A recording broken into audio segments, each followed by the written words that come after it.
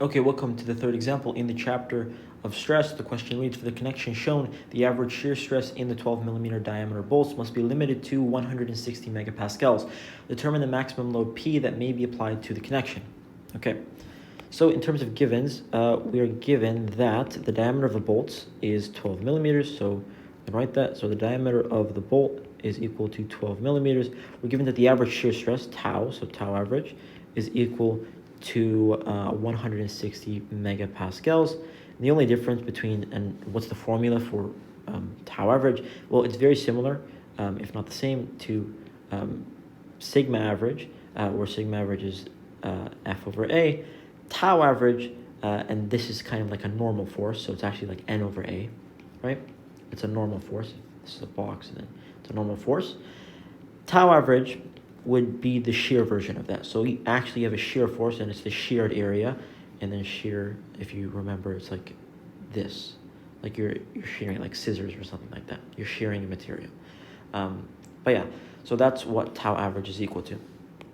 So tau average is equal to the shearing force over the cross-sectional area that is being sheared, or the area that is being sheared. What is the area equal to? Again, we have bolts, so its cylindrical area is equal to pi over 4 d squared. So in this case, d of the bolt squared. But in our diagram right here, we don't have a single shear connection. We don't have what you call a single shear connection. If we really zoom in, if you didn't have this back plate right here, right? And let's disregard the fact that there's 3 separate bolts. Just look at the first bolt right here. If you didn't have this back plate, what's the area that would be sheared? Well, it would be this, if you imagine this circular inner bolt, right? This area right here. Okay, and forget these other 2 bolts for now. Okay, it's this area. Okay, now we're going to add the back plate. Now it's no longer just this area. You also have the other side, right? You're trying to rip them out, right? You're trying to rip, like with this shearing force, right? Trying to rip it out with this force P, right? So instead of one area, you have 2 areas because you have this backplate. It's a double shear connection. If you look at it, let me think, it would be kind of like this. You're trying to rip it out from 2 of these, so one, 2, right? As opposed to like a single shear connection, which is just like this, right? So you have to take into account 2 areas. So hopefully that was a better explanation. Now let's add the other bolts. If you add the other bolts, you have 3, 4,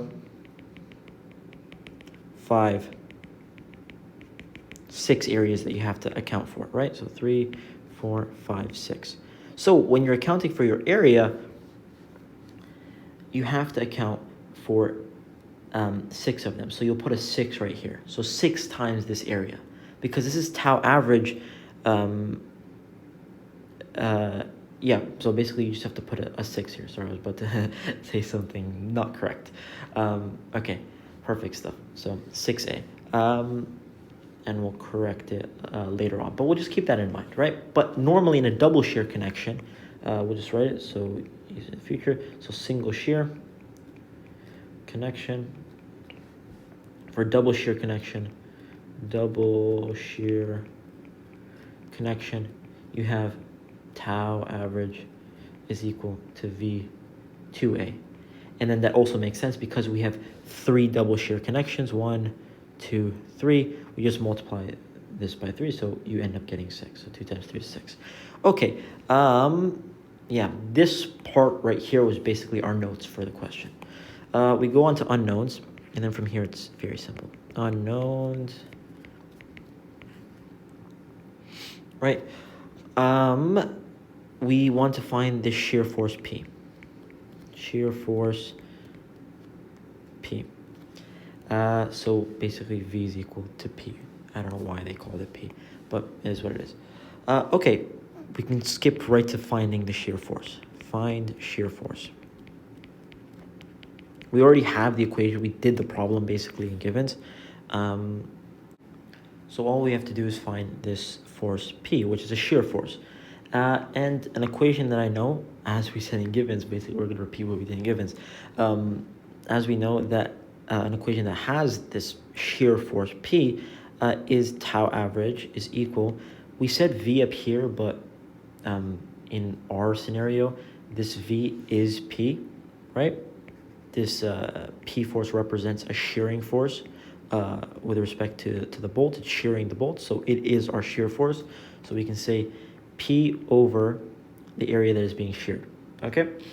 If we isolate for P, we get that P is equal to tau average times the area that is being sheared, okay?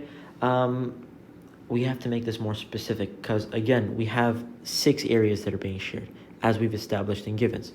So instead of a shear, we're going to make it, basically instead of area sheared, we're going to multiply this number by 6, right?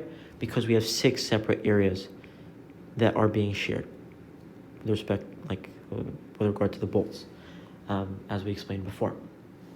Okay, so we're going to end up with this equation then.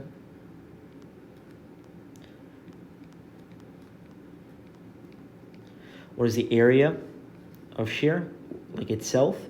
It is pi over 4, the diameter of the bolt squared, so pi over 4. Diameter of the bolt, which is 12 millimeters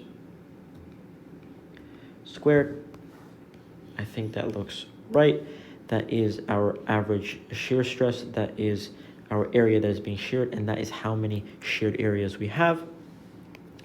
If you do this calculation, you're going to get that your maximum force has to be, or your P max basically, is 108. I'm going to convert to kilonewtons. This gives you newtons, but I'm going to convert to kilonewtons to make it nice and neat. It's going to give you this answer right here, 108.6 kilonewtons.